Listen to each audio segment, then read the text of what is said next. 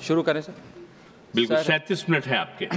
Sir मुझको विश्वास है कि आप समय पे समाप्त करेंगे। हाँ जी, बिल्कुल करेंगे सर। सबसे पहले तो सर आपका धन्यवाद कि आपने यूनियन बजट 2025-26 पर आम आदमी पार्टी की ओर से मुझे बात रखने का मौका दिया। सर, इस बजट को सरकार ने मिडिल क्लास का बजट कहकर बताया और कहा कि ये मिडिल क्लास की सारी समस्याओं का हल है इस बजट में। तो सबसे पहले सर मैं मिडिल क्लास की चर्चा करना चाहूँगा, उसके बाद अपने भाषण के अन्य भागों पे जाता जाऊँगा। सर, पहली बात तो यह है कि सरकारें मिडिल क्लास को एक आत्मा रहित कंकाल समझती हैं जिसकी हड्डियों पे चढ़ के $5 ट्रिलियन इकोनॉमी बनाना चाहती हैं। सर, इस देश का मिडिल क्लास कमर तोड़ मेहनत करता है, लेकिन इस मेहनत के बावजूद मिडिल क्लास गरीब हो रहा है, अमीर नहीं हो रहा। गरीबों के लिए तो अक्सर सब्सिडीज और स्कीम्स लाई जाती हैं जो कि लानी भी चाहिए। अमीरों के लिए production linked incentives, rebate, tax incentives, न जाने क्या क्या लाया जाता है, लेकिन इस देश के मिडिल क्लास को कुछ हासिल नहीं होता। ऐसा लगता है कि सरकारें समझती हैं कि देश के मिडिल क्लास के ना सपने हैं ना अरमान है, लेकिन वो सोने का अंडा देने वाली वो मुर्गी है जिसकी गर्दन जब चाहे मरोड़ के टैक्स वसूल लिया जाए।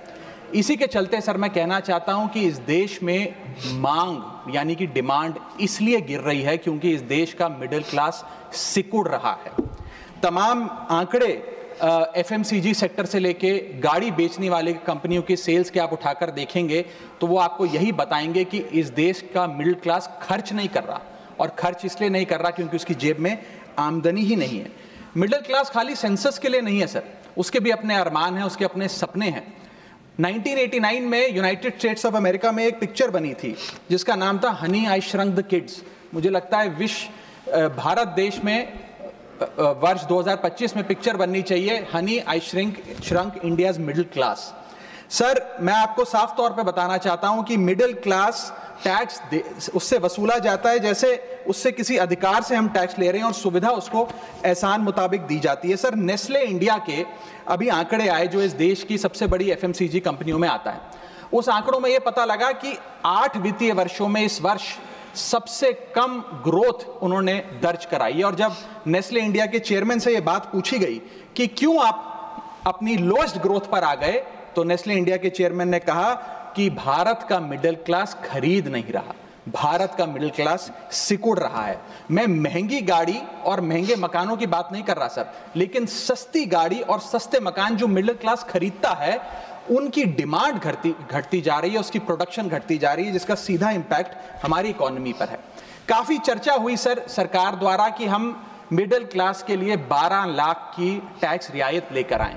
मैं सर बतौर चार्टर्ड अकाउंटेंट ये बताना चाहता हूं कि ना ही ये टैक्स एग्जेम्पशन है, ना ही ये टैक्स डिडक्शन है, ये एकमात्र टैक्स रिबेट है। इस रिबेट का स्वागत हम सब करते हैं, हम सबको खुशी हुई, लेकिन मैं आपको इन तीनों में फर्क बताना चाहता हूं और ये दिखाना चाहता हूं कि कैसे चोर दरवाजे से इंडियन मिडिल क्लास से अभी भी इनकम टैक्स वसूला जा रहा है।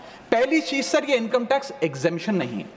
एग्जेम्पशन होता है जैसे एक सोर्स ऑफ इनकम पर इनकम टैक्स लगे ही ना, जैसे कि इस देश में एग्रीकल्चरल इनकम, खेती बाड़ी से जो कमाई होती है उस पर कोई इनकम टैक्स नहीं लगता। ये वो नहीं है। ये टैक्स डिडक्शन भी नहीं है। टैक्स डिडक्शन होता है कि फर्ज करिए आपने साल में 15 लाख रुपए कमाए, इनकम टैक्स डिडक्शन आपको 12 लाख रुपए की मिली, तो 15 घटा 12 3 लाख पर आपको इनकम टैक्स देना पड़ेगा। ये टैक्स डिडक्शन भी नहीं है, ये टैक्स रिबेट है। यानी कि 12 लाख तक अगर आपने पैसा कमाया साल में तो आपको इनकम टैक्स नहीं देना, लेकिन जैसे ही 12 लाख से ज्यादा, फर्ज करिए आपने 12 लाख 1,000 रुपए कमाया, तो पूरे 12 लाख 1,000 पे आपके स्लैब अनुसार आपसे इनकम टैक्स वसूला जाएगा। और दूसरी चीज, कैपिटल गेन्स पे, यानी कि अगर आप अपने कोई मकान बेचते हैं, सोना बेचते हैं, इक्विटीज बेचते हैं, शेयर्स बेचते हैं, उस पर जो कैपिटल गेन पे, मुनाफे पे लगता है टैक्स, वो इस 12 लाख की सीमा में नहीं आएगा, उस पर आपको अतिरिक्त टैक्स देना पड़ेगा।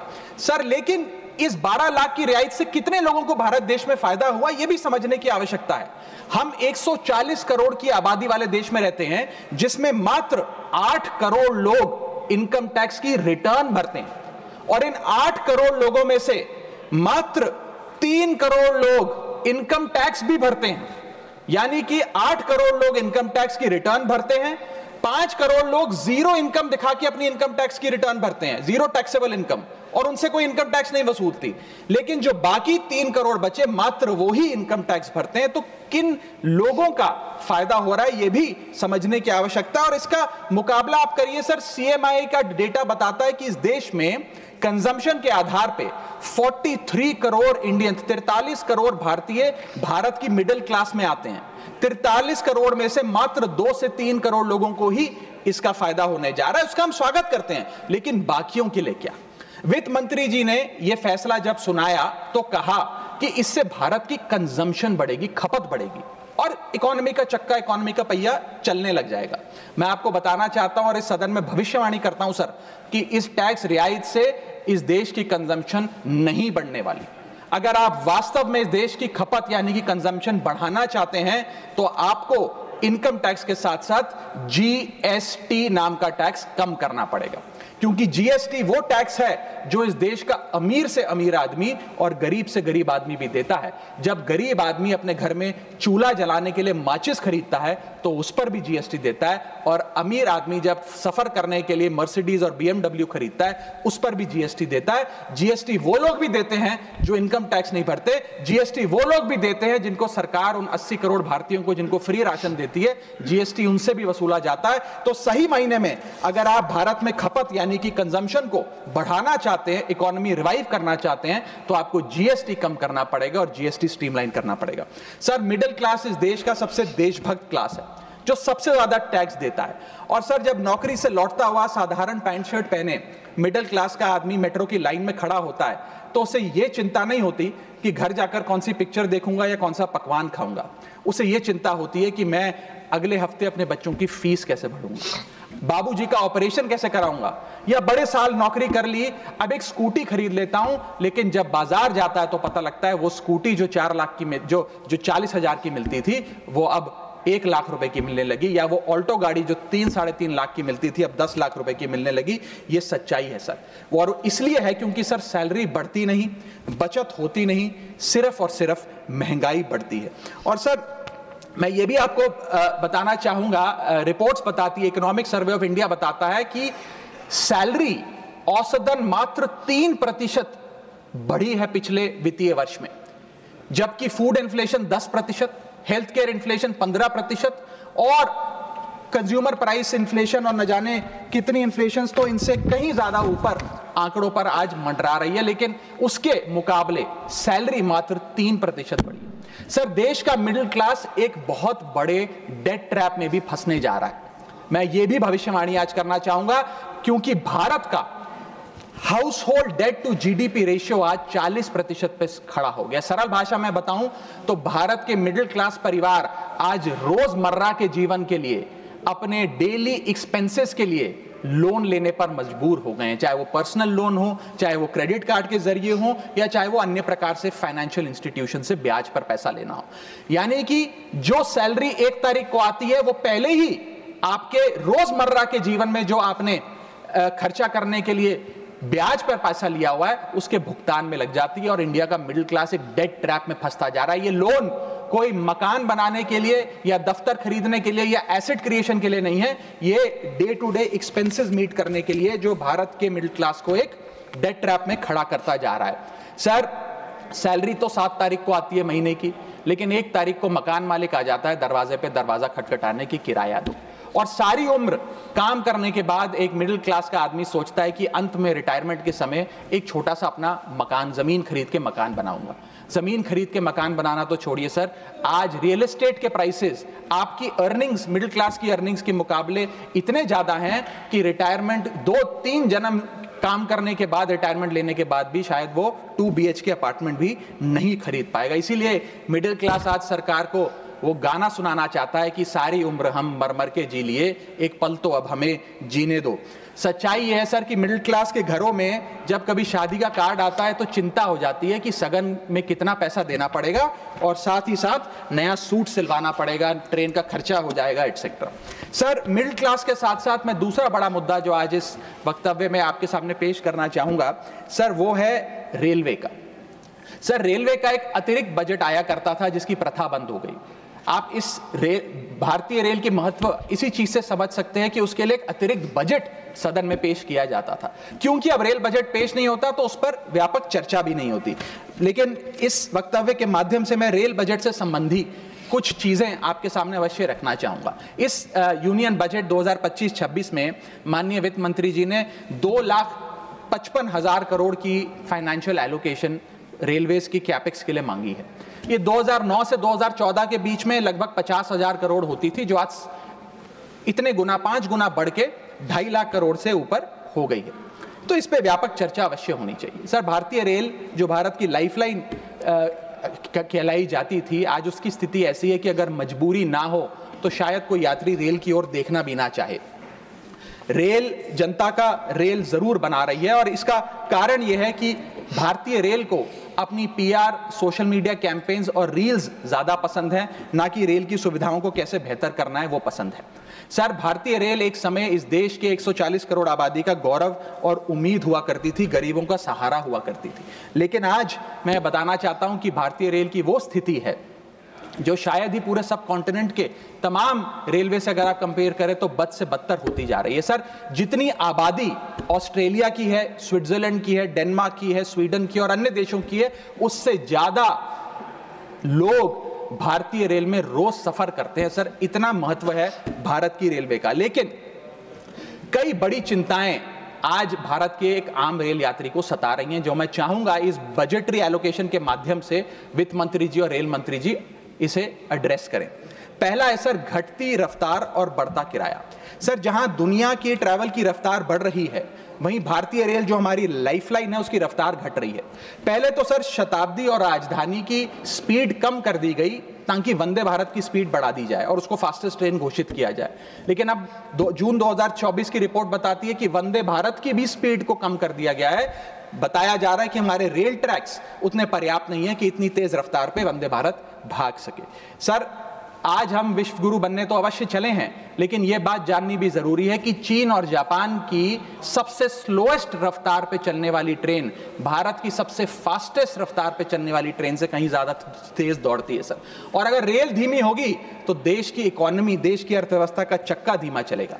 और किराए की तो सर क्या ही बात करें, जिस वंदे भारत का प्रचार रेल मंत्री जी करते थकते नहीं हैं, आज उस वंदे भारत का किराया इतना है कि गरीब आदमी छोड़िए, आम आदमी भी उसे अफोर्ड नहीं कर पा रहा। सर, वित्तीय वर्ष 2013-14 में एवरेज फेयर पर पैसेंजर पर किलोमीटर 32 पैसे हुआ करता था। 2021-22 वित्तीय वर्ष में ये 107% बढ़ के 66 पैसा हो गया है। सर, इतने रेल के किराए में इजाफा देखा गया है। हवाई चप्पल वालों को हवाई यात्रा कराने का वादा था सर, लेकिन हवाई चप्पल पहनने वालों को इतना निचोड़ दिया कि शायद अब वो रेल यात्रा के भी लायक नहीं रहे। सर, दूसरी समस्या है, बुरी हालात है थर्ड एसी और सेकंड एसी के। थर्ड एसी, सेकंड एसी को सर एक समय पर जनरल बोगी, एक समय पर लग्जरी माना जाता था, लेकिन आज वो जनरल बोगी से भी बुरी स्थिति में है। अगर टिकट मिल भी जाए sir third AC, second AC की, तो सीट मिलने की कोई गारंटी नहीं है, क्योंकि जैसे ही आप बैठेंगे थोड़ी देर में कोई शख्स आकर कहेगा, भाई साहब थोड़ा एडजस्ट करिए, थोड़ा सी रखिए, हमें भी बैठने दीजिए। ये वास्तविकता है। और आप सोशल मीडिया और तमाम तरीके के पोर्टल्स पर आप देखेंगे तो क्या आरामदायक सरकार, क्या आरामदायक यात्रा, आरामदायक सफर भारत सरकार आम रेल यात्री को दे रही है, वो देखकर आप समझ जाएंगे। जैसे कहते हैं ना सर, हिंदी का सफर अंग्रेजी का सफर बन गया है भारतीय रेल के एक यात्री के लिए। कई रूट्स पर आलू की बोरियों की भांति लोगों को ठूसा जा रहा है, और अगर शौचालय में भी, ट्रेन के टॉयलेट में भी सीट मिल जाए तो आदमी अपने आप को सौभाग्यशाली समझता है।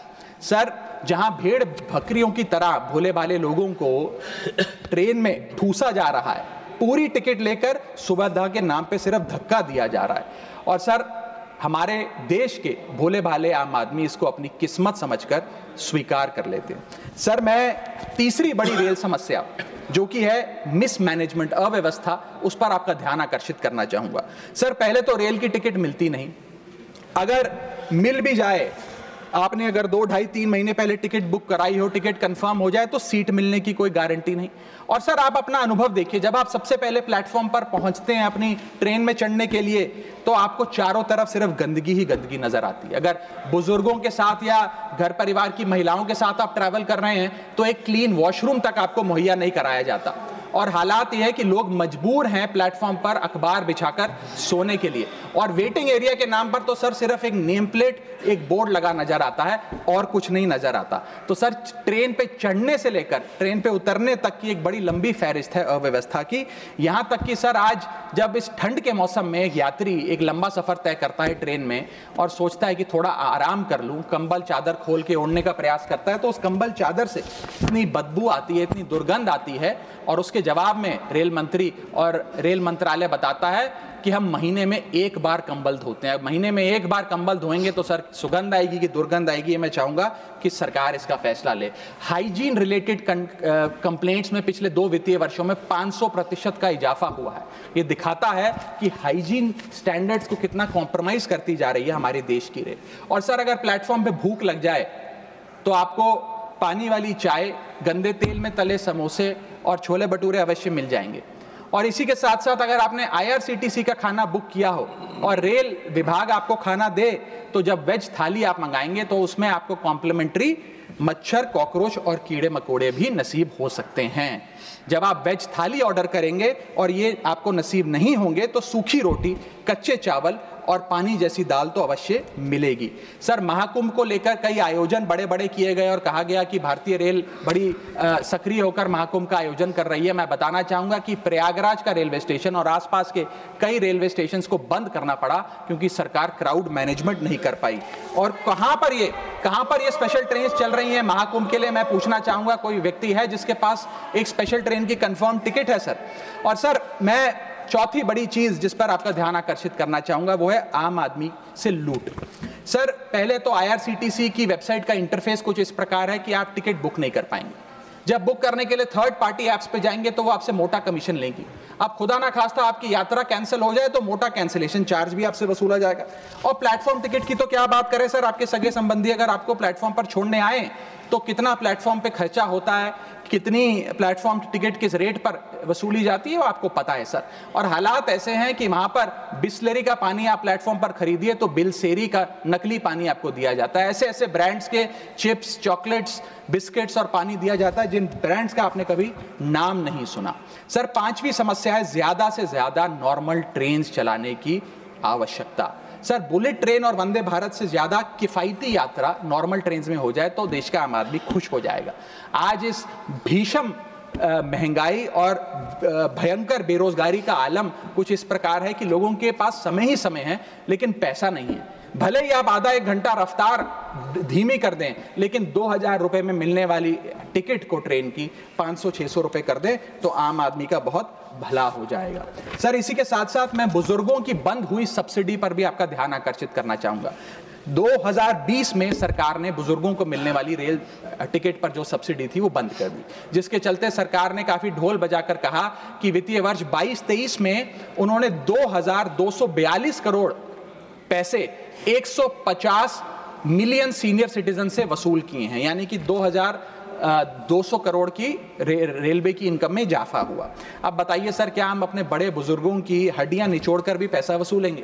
पूरी जिंदगी भर काम करने के बाद एक सीनियर सिटीजन सोचता है कि रिटायरमेंट के बाद तीर्थ करने जाऊंगा, धार्मिक स्थानों पे जाऊंगा, लेकिन आज हम ये सब्सिडी बंद करके उन पर महंगाई का एक बड़ा बर्डन डाल रहे हैं। मैं वित्त मंत्री जी को और रेल मंत्री जी को कहना चाहूंगा कि अगर ये बड़े बुजुर्ग तीर्थ यात्रा पे जाएंगे तो शायद आप ही के लिए दुआएं मांगेंगे। सर इसी के साथ साथ मैं रेल और जनता की सुरक्षा, ये मेरा आखिरी पॉइंट है सर, इसके टुवर्ड्स भी आपका ध्यान आकर्षित करना चाहूंगा। सर पहले सुरक्षित यात्रा की गारंटी हुआ करती थी, आज कोई गारंटी नहीं। रेल मंत्री कहते हैं हमने कवच सिस्टम नाम का एक नया सिस्टम लागू किया है जिससे अब रेल दुर्घटनाएं बंद हो जाएंगी। सर क्या 1 महीना भी ऐसा बीता कवच सिस्टम लागू होने के बाद जब रेल दुर्घटना का कोई समाचार हमारे पास नहीं आया? सर बीते 5 सालों में 200 से ज्यादा रेल एक्सीडेंट्स हुए हैं जिसमें 400 से ज्यादा लोगों की मौत और अनगिनत लोग इंजर हुए हैं। CAG की वर्ष 2000 जो अभी रिपोर्ट आई वो बताती है कि वित्तीय वर्ष 2018 से 2021 के भीतर जितनी भी ट्रेन एक्सीडेंट्स हुए उसका 75% कारण लैक ऑफ ट्रैक मेंटेनेंस, यानी कि रेल ट्रैक की मेंटेनेंस में जो कमी है उसकी वजह से रेल की दुर्घटनाएं हो रही हैं। हम ये हाउस 2.5 लाख करोड़ रुपए सैंक्शन करने जा रहा है भारतीय रेल को। मुझे उम्मीद है कि कम से कम ट्रैक मेंटेनेंस तो ठीक ठाक तरीके से रेलवे विभाग कराएगा। सर, इसी के साथ साथ जितनी भी ये समस्याएं बताई गई हैं, अगर रेल मंत्री रील से ज्यादा रेल पर ध्यान दे तो अवश्य इसका इलाज हो जाएगा। मैं 4 पंक्तियां एक आम रेल यात्री के अनुभव को एक्सप्लेन करते हुए आपके सामने पढ़ना चाहूंगा। सर, अजब गजब चल रहा है रेल का खेल, हमेशा गाड़ी लेट तो कहीं ब्रेक फेल, महंगी टिकट के बाद भी सीट मिलने की आस नहीं, सुरक्षित पहुंच जाएं इस बात पर विश्वास नहीं, भिड़ रहे हैं ट्रेनें, मर रहे हैं लोग, रेल मंत्री लगा रहे हैं अमृतकाल का भोग, बुकिंग से लेकर टिकट कैंसिलेशन तक दर्जनों टैक्स का जाल, भेड़ बकरियों की तरह ठूसे जा रहे हैं लोग, कैसे मनाएं अमृतकाल, बेरोजगारों के देश में हो रही है बुलेट ट्रेन की बात, सरकार कैसे समझेगी आम आदमी के मन के जज्बात, रेल मंत्री को रेल नहीं रील पसंद है, टिकट के नाम पर मनमाना बिल पसंद है, खाना मांगने पर मिलता है कॉकरोच, छिपकली और मच्छर, इतना बदहाल हो चुका है हमारी लाइफलाइन का स्ट्रक्चर, आखिर कैसे सुधरेगी व्यवस्था, कैसे बदलेंगे हालात, सरकार समझने को तैयार नहीं आम आदमी के जज्बात। सर, मैं अपने अगले भाग में आपका ध्यान आकर्षित करना चाहूंगा, जो new administration United states of America में आई है उसका क्या इकोनॉमिक आर्थिक इंपैक्ट भारतीय अर्थव्यवस्था पर पड़ने जा रहा है। सर, पहले तो 4 फरवरी 2025 को अमेरिका की सेना का एक माल ढोने वाला बड़ा विमान 104 भारतीयों को डिपोर्ट करने के लिए भारत आया। पता लगा कि उन भारतीयों के हाथ में हथकड़ियां और पैरों में जंजीरें थी, बेड़ियां बांधकर उनको लाया गया। बताया जा रहा है कि 7,25,000 ऐसे लोग हैं जो बिना दस्तावेज के भारतीय प्रवासी वहां रह रहे हैं, जिनको अब एक एक कर अमेरिका भारत वापस भेजने जा रहा है। सर, हम चले तो विश्व गुरु बनने थे, वहां अमेरिका ने अपनी मिलिट्री लगाकर हजारों लोगों को डिपोर्ट करना शुरू कर दिया है। मैंने सर किसी बांग्लादेश, पाकिस्तान या श्रीलंका के नागरिक को डिपोर्ट होने की खबर तो नहीं पड़ी, लेकिन भारतीयों के साथ जो अमानवीयता हुई वो जरूर उसकी खबर पड़ी।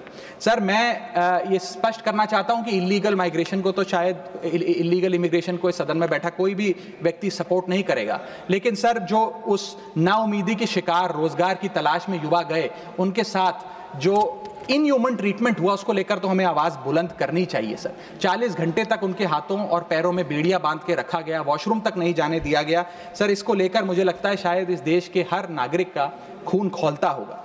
उसी के सामने इसी एग्जाम्पल के सामने हमारे पास एक और एग्जाम्पल है। इस दुनिया का एक बहुत छोटा सा देश है सर, कोलंबिया।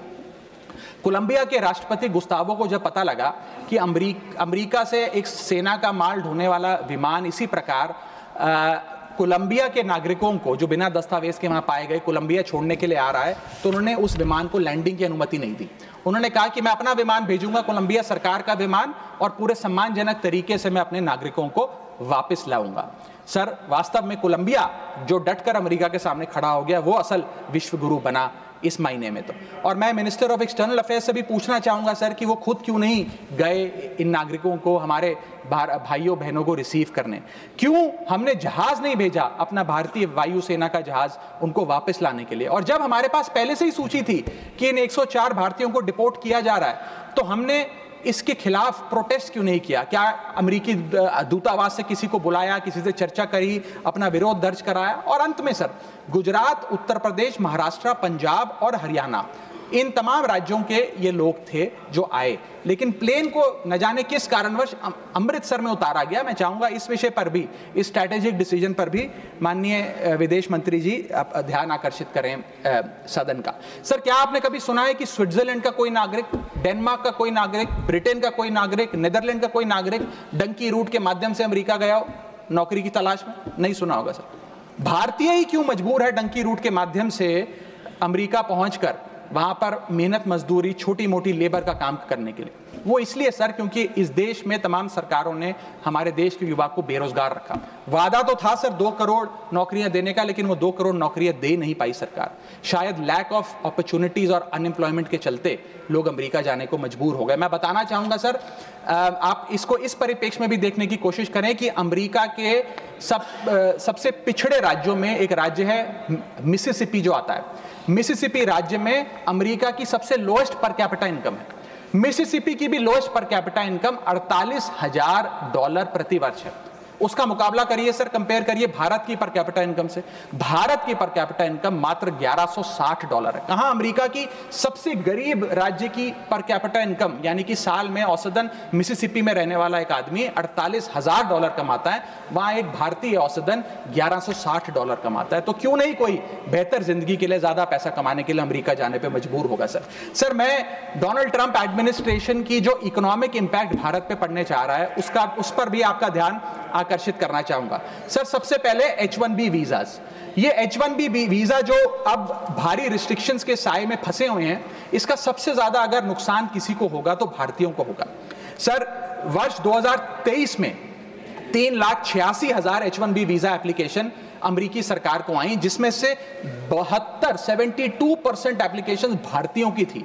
यानी कि अगर H1B मुश्किल होगा तो सबसे ज्यादा मार भारत के स्किल्ड लोगों को पड़ेगी। दूसरा, स्ट्रिक्टर H1B वीजा, अगर स्ट्रिक्टर H1B वीजा होगा और H1B वीजा वालों के वेज में मॉड्यूलेशन करी जाएगी, उसके चलते तमाम वो कंपनियां जो भारतीयों को रोजगार देती हैं अमेरिका में, वो भारतीयों को निकाल कर लोकल अमेरिकन्स को जॉब्स देंगी, जिसके चलते एक बहुत बड़ी बेरोजगारी की फौज, हिंदुस्तानियों की फौज परेशान हो जाएगी, भारत वापस आने को मजबूर हो जाएगी। सर तीसरा पॉइंट, ट्रंप के प्रपोज्ड टैरिफ्स। ये टैरिफ्स क्या है सर, जिसकी इतनी चर्चा होती है कि ट्रंप एडमिनिस्ट्रेशन टैरिफ लगाने जा रहा है, प्रपोज टैरिफ लगाने जा रहा है। उसका सरल मैं एक उदाहरण के माध्यम से आपको समझाना चाहूंगा। टैरिफ को आप एक इंपोर्ट ड्यूटी के चश्मे से भी समझ सकते हैं। मान लीजिए अमेरिका में बैठा एक बायर हिंदुस्तान के एक मैन्युफैक्चरर से एक शर्ट खरीदता है 100 रुपए की। आज वो शर्ट उसे 100 रुपए की पड़ती है, लेकिन अगर ये अमेरिका की नई हुकूमत, ट्रंप एडमिनिस्ट्रेशन 20% का टैरिफ शर्ट्स पर लगा दे, एपरल्स पर लगा दे, तो वो 100 रुपए की शर्ट अमेरिका के बायर को 100 रुपए की नहीं 120 रुपए की पड़ेगी। तो वो अमेरिका का बायर हिंदुस्तान से 120 रुपए की शर्ट खरीदने की बजाय 108 रुपए की, 105 रुपए की, 104 रुपए की वियतनाम, फिलीपींस और बांग्लादेश जैसे देशों से खरीदेगा। यह है टैरिफ का खेल, जिसके चलते एक्सपोर्ट्स घटेंगे, मांग घटेगी, कारखाने बंद होंगे, रोजगार जाएगा। सर पहला, आईटी एक्सपोर्ट्स। भारत $245 बिलियन का सालाना आईटी एक्सपोर्ट करता है। इसका 80% export United states of America को होता है। सबसे बड़ा प्रहार आईटी एक्सपोर्ट्स पे होगा। दूसरा, 15 से 25% यूएस टैरिफ्स इंडियन एपरल्स यानी कि टेक्सटाइल्स पर लगने जा रहे हैं, जिसका मैंने उदाहरण अभी आपको दिया। इसके चलते कॉस्ट एडवांटेज भारतीय मैन्युफैक्चरर्स की घट जाएगी, सोर्सिंग और बाइंग हिंदुस्तान से बंद हो जाएगी, और करीब करीब एस्टिमेट्स बताते हैं 2 मिलियन जॉब्स भारत की टेक्सटाइल और गारमेंट इंडस्ट्री की बंद हो जाएगी, जिसमें मेरे लुधियाने, पंजाब से लुधियाने में बहुत सारे टेक्सटाइल हब्स हैं, तमिलनाडु में है, गुजरात में, उनको सबको खामियाजा भुगतना पड़ेगा। सर इसके साथ साथ propose tariffs on Indian pharmaceuticals Donald Trump administration लगाने जा रही है। आज जितने भी pharmaceutical products, generic drugs, generic दवाइयां भारत यूएस को एक्सपोर्ट करता है, उन सब पर यह इंपोर्ट ड्यूटी लग जाएगी। मैं आपको बताना चाहूंगा 40% यूएसए की जितनी खपत है उसके 40% जेनरिक दवाइयां और ड्रग्स भारत सप्लाई करता है। तो इतना बड़ा प्रहार भारत की इंडियन फार्मा इंडस्ट्री पे होने जा रहा है, जिसके चलते रेवेन्यू लॉसेस और जॉब लॉसेस होने जा रहे हैं। तीसरा point, proposed 25% US tariff on Indian auto companies. Automobile, auto parts बनाने वाली कंपनियों पर 25% की ड्यूटी लगाने जा रही है ट्रंप एडमिनिस्ट्रेशन, जिसके चलते $14 बिलियन का ट्रेड इंपैक्ट होने जा रहा है। और इसके चलते भारत में मैन्युफैक्चर हो रही ऑटोमोबाइल्स की डिमांड घटेगी, एक्सपोर्ट घटेगा, कारखाने बंद हो गए और 10 लाख से ज्यादा लोगों की नौकरियां जा सकती हैं। सर चौथा और महत्वपूर्ण पॉइंट, एक बहुत बड़ी बेरोजगारों की फौज भारत की ऑलरेडी बेरोजगार फौज में जुड़ जाएगी। पूछिए कैसे सर? सर 7,25,000 वो लोग जो बिना दस्तावेज के रह रहे हैं, जिन्हें अमेरिका कह रहा है हम भारत भेज देंगे। 1 मिलियन वो लोग जिनका ग्रीन कार्ड अभी पेंडिंग है, उनका ग्रीन कार्ड कैंसिल हो जाएगा। लाखों H1B वीजा एप्लीकेंट जिनका H1B वीजा मिलना अब नामुमकिन सा हो गया है। और उसके अतिरिक्त भारत में जो टेक्सटाइल्स, फार्मा, आईटी और ऑटोमोबाइल इंडस्ट्री है, उसमें जॉब लेऑफ्स होंगे। यानी कि इन लाखों लोगों की, एक जो अनएम्प्लॉयड लोगों की फौज भारत आकर भारत की ऑलरेडी अनएम्प्लॉयड लोगों की फौज में जुड़ जाएगी, उसको कैसे हम इस इकोनॉमिक साइकिल में रीइंटीग्रेट करेंगे, कैसे इस अनएम्प्लॉयमेंट और अंडर एम्प्लॉयमेंट का सामना करेंगे। सर, मेरा आखिरी पॉइंट इस ट्रंप एडमिनिस्ट्रेशन का जो इकोनॉमिक इंपैक्ट भारत पर पड़ेगा उसके संदर्भ में है, वो ये है सर कि भारत की फॉरेन इनवर्ड रेमिटेंसेस घट जाएंगी, भारत का फॉरेक्स रिजर्व्स घटेगा। सर, वर्ष 2024 में डॉक्यूमेंटेड एंड अनडॉक्यूमेंटेड भारतीय प्रवासी भारतीय जो यूएस में रहते हैं, उन्होंने कुल मिलाकर 111 बिलियन डॉलर भारत भेजे। यानी कि वहां पर जो आदमी रहता है वो कमाई करता है, वो पैसा हिंदुस्तान भेजता है ताकि हिंदुस्तान में जो उसका परिवार, बूढ़े माँ बाप, बीवी बच्चे, भाई बहन हैं, वो सम्मानजनक जीवन जी सकें। जब उनकी नौकरियां ही नहीं रहेंगी, जब वो पैसा ही नहीं कमाएंगे, तो वो क्या पैसा भेजेंगे? जब वो पैसा नहीं भेजेंगे तो भारत के फॉरेक्स रिजर्व्स घटेंगे, और फॉरेक्स रिजर्व्स घटने की वजह से रुपया और कमजोर होगा और डॉलर और मजबूत होगा। सर, भारत की कॉर्पोरेट टैक्स कलेक्शंस में 3 से 4 हजार करोड़ का नुकसान होने जा रहा है इस ट्रंप एडमिनिस्ट्रेशन के प्रपोज टैरिफ्स की वजह से, और इन्फोसिस, टीसीएस जैसी बड़ी बड़ी कंपनियां अब 80 से 90% अमेरिकी लोगों को नौकरियां देंगी। भारतीय जो H1B वीजा पे वहां काम कर रहे हैं उनको निकालने का काम शुरू होने जा रहा है। सर, जो अमेरिका कहता है वो भारत हमेशा से करता है, एक वफादार दोस्त की तरह। अमेरिका कहता है ईरान से कम तेल खरीदो, हम कम तेल खरीदते हैं। अमेरिका कहता है मुझसे वेपन्स खरीदो, हम डिफेंस हेलीकॉप्टर्स उनसे खरीदते हैं। अमेरिका कहता है फलाने देश पे मैंने सैंक्शन लगा दिया, इस पे रिस्ट्रिक्शंस लगा दी, इससे आप अपना व्यापार बंद कर दो, हम व्यापार बंद कर देते हैं। अमेरिका कहता है रशिया से डिफेंस एयर सिस्टम ना खरीदो, हम उसे निलंबित कर देते हैं। लेकिन उसकी इन सारी चीजों को मानने और एक वफादार दोस्त होने के नाते हमने ये चीजें मानी भी, उसके बदले भारत को मिलता क्या है सर? और सर, सबसे जरूरी बात, भारत में एक बहुत बड़े वर्ग ने और खास तौर पे भारतीय जनता पार्टी के समर्थकों ने सोशल मीडिया पर कैंपेन चलाया ट्रंप को जिताने के लिए कि ट्रंप चुनाव जीत जाए। न जाने कितने ट्वीट, फेसबुक, इंस्टाग्राम, यूट्यूब पे वीडियो बना कर डाले कि ट्रंप जीत जाए। यहां तक कि कुछ लोगों ने तो हवन और अनुष्ठान भी किए कि डोनाल्ड ट्रंप अमेरिका के राष्ट्रपति फिर से बन जाए। लेकिन उसके बदले हमें हासिल क्या हुआ? पहला झटका जो ट्रंप एडमिनिस्ट्रेशन ने दिया सर, वो भारत को दिया। सर, इन 104 भारतीय जो वापस आए हैं, जिनकी हाथों में जंजीरें और पैरों में बेड़ियां थी, उनके लिए भी सर 4 पंक्तियां लाया हूं, गौर फरमाइएगा। सपना था कि अमेरिका जाकर कुछ कमाएंगे, ये नहीं पता था कि ऐसे बांध कर वापस लाए जाएंगे। हाथों में हथकड़ी, पैरों में बंधी रही बेड़ियां, दर्द से टूटती और चटकती रही एड़ियां, कस के बांधा जंजीरों से जैसे कोई सामान, टपकते आंसू सुनाते हैं क्रूरता की दास्तां। सपने में भी नहीं सोचा था कि ऐसा मंजर, मगर अपनों ने ही खोप दिया पीठ में खंजर। क्या बीती होगी उन पर, ये वो ही जानेंगे, उनके जख्मों को विदेश मंत्री नहीं पहचानेंगे। हर चेहरे पर लिखी है क्रूरता की कहानी, हर चेहरे पर लिखी है क्रूरता की कहानी, गुनाह सिर्फ इतना कि वो है हिंदुस्तानी। सर, अंत में मैं बस समाप्त कर रहा हूं सर। मैं आपका ध्यान आकर्षित करना चाहूंगा डीवैल्यूएशन ऑफ द इंडियन रुपी पर, कि गिरता हुआ रुपया। सर, रुपये आज ऑल टाइम लो पर है। जब मई 2014 में ये सरकार बनी थी तब $1 58 के आसपास मंडराता था। आज $1 87 रुपीज के आसपास मंडरा रहा है, which is an all time low. Sir, रुपया कोई कागज की एक टुकड़ा, कोई पीस ऑफ पेपर नहीं है, रुपया कोई करेंसी भी नहीं है। रुपया हमारी देश की प्रतिष्ठा है। करेंसी गिरती है तो देश की प्रतिष्ठा गिरती है। तमाम देश एक दूसरे देश को कितना सम्मान देना है, ये इस बात से भी तय करते हैं कि उसकी करेंसी की कितनी वैल्यू है। और अगर हमारी इंटरनेशनल पहचान कमजोर होती है तो हमारी अर्थव्यवस्था भी कमजोर होगी। सर, इसके साथ साथ जैसे जैसे रुपया गिरता है, हमारे देश में इन्फ्लेशन वैसे वैसे बढ़ती है। इसलिए क्योंकि हम बहुत सारी वस्तुएं इंपोर्ट करते हैं, तो इंपोर्टेड इन्फ्लेशन भी हमारे देश के टोटल इन्फ्लेशन का एक बहुत बड़ा हिस्सा है। मैं आपको उदाहरण के तौर पे बताना चाहूंगा सर, कि मान लीजिए एक शर्ट हम अमेरिका से खरीदते थे 74 रुपए की पिछले साल, क्योंकि $1 74 रुपए का था। आज वही शर्ट खरीदने के लिए हमें 86-87 रुपए देने पड़ेंगे। यानी कि भारत के लिए वो कॉस्ट पड़ेगी, भारत के बायर के लिए कॉस्ट पड़ेगी, और इन टर्न वो ज्यादा कॉस्ट आम आदमी को पास ऑन करी जाएगी। सर, 5 प्रकार की इन्फ्लेशन बढ़ रही है, क्योंकि डॉलर बढ़ रहा है और रुपया गिरता जा रहा है, रुपये न्यूनतम स्तर पे आके खड़ा हुआ है। पहला है food inflation. Sir, Bharat edible oils और पल्सेस बड़ी मात्रा में इंपोर्ट करता है। भारत की खपत खपत का 56% एडिबल ऑयल हम इंपोर्ट करते हैं और भारत की पल्सेस की कंजम्पशन का 15% क्वांटिटी हम इंपोर्ट करते हैं।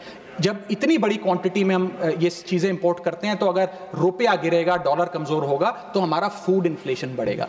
दूसरा इन्फ्लेशन जो बढ़ेगा वो है एनर्जी इन्फ्लेशन। सर, हम अपने क्रूड ऑयल यानी कि पेट्रोल, डीजल और जेट फ्यूल्स जिसे मैं कहूँ उनको इंपोर्ट करते हैं। 85% भारत की जितनी खपत है उसका हम क्रूड ऑयल इंपोर्ट करते हैं अन्य देशों से। उसके अतिरिक्त कोल और नेचुरल गैस भी इंपोर्ट करते हैं। जब रुपया गिरेगा तो ये एनर्जी बास्केट की जो वस्तुएं हैं इनका दाम भी बढ़ेगा और ये और महंगी होती जाएंगी। और जब पेट्रोल डीजल के दाम बढ़ेंगे तो हर चीज पर इंपैक्ट आएगा, चाहे वो रोटी, कपड़ा, मकान, सब्जियां, फल और दूध ही क्यों ना हो।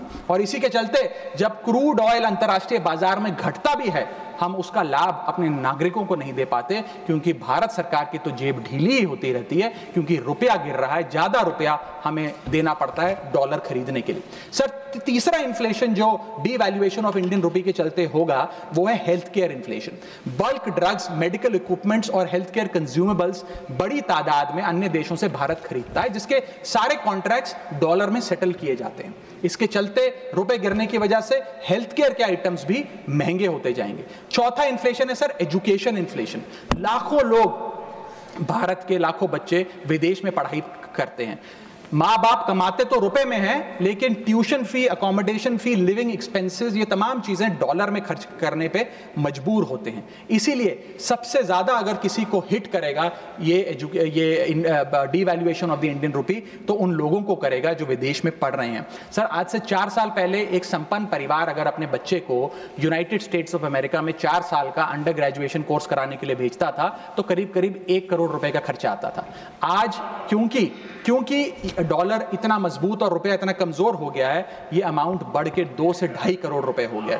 सर, इसी के साथ साथ मैं बताना चाहूंगा कि 5वीं बड़ी इन्फ्लेशन जो इस देश में होने जा रही है गिरते हुए रुपए के चलते, वो है electronics inflation. Sir, major electronic components Bharat import करता है। सर, समाप्त कर रहा हूं। भारत इंपोर्ट करता है। इन सारे इलेक्ट्रॉनिक आइटम्स की सेटलमेंट यूएसडी में होती है। जब रुपया गिरता है ये सारे पदार्थ भारत में महंगे मिलेंगे, यानी कि महंगा लैपटॉप, महंगा फोन, महंगा टैबलेट, महंगा आईपैड। और इलेक्ट्रॉनिक मैन्युफैक्चरिंग यूनिट जो इलेक्ट्रॉनिक कंपोनेंट्स इंपोर्ट करते हैं इनपुट के लिए, वो भी महंगा होता जाएगा। सर, अंत में मैं बस एसबीआई की एक रिपोर्ट कोट करना चाहूंगा जो बताती है कि अगर रुपया 5% गिरता है तो भारत में इन्फ्लेशन 0.5% बढ़ती है। Direct correlation between decline of the Indian rupee and increase in the inflation. अंत में बस इतना कहूंगा सर, कई बार राजनीतिक बयान आते हैं जब रुपया गिरता है। एक मंत्री हैं, एक मंत्री, बस समाप्त सर 30 सेकंड्स, एक मंत्री रहे वाजपेयी सरकार में भी, इस सरकार में भी रहे, अब तो नहीं है खैर, लोकसभा में एमपी हैं।